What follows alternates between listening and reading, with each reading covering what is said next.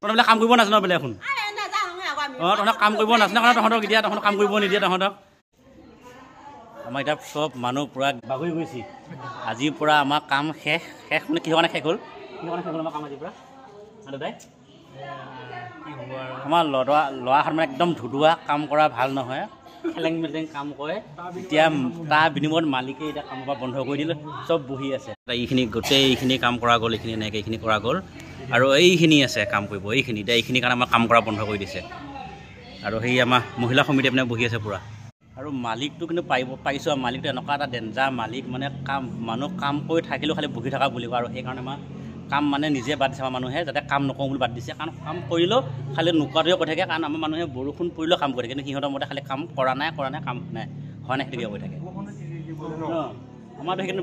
কোনো মানুহে এনেকৈ নকয় আমাৰ মানুহেতো বৰষুণ টিকি দি কাম কৰি থাকে